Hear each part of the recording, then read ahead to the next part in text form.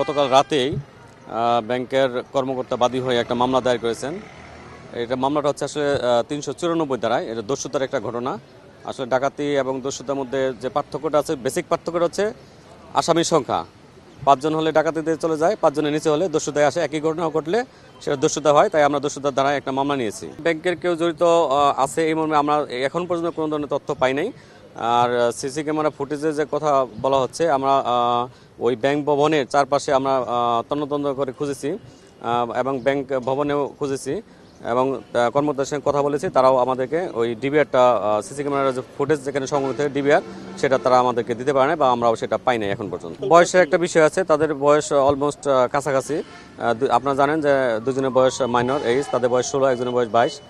তাদের সঙ্গে একই এলাকায় চলতে গেলে তাদের সঙ্গে পরিচয় হয়। পরিচয়ের পরে তারা প্ল্যান করে এই ডাকাতির এবং দস্যুতার সংগঠন ঘটিয়েছে। না, আমরা সিটিভি সার্চ করে দেখেছি, তাদের পাস্ট কোনো পাই নাই, মামলা আছে এরকম কোনো তথ্য আমরা পাই নাই এবং তারা যে খুব ভালো চরিত্র সেটাও পাই নাই। এখন এই মামলা হয়েছে, মামলা অনুযায়ী আমরা পরবর্তী আরও বিস্তারিত জিজ্ঞাসা করলে আমরা আরও ডিটেলসটা এখন মামলা হয়েছে, মামলায় আমরা তাদেরকে 7 দিনের রিমান্ড চাচ্ছি। বিজ্ঞ আদালত রিমান্ড মঞ্জুর করলে তাদেরকে আমরা বিস্তারিত জিজ্ঞাসা করে আরও আপডেট আপনাদেরকে জানাতে পারবো।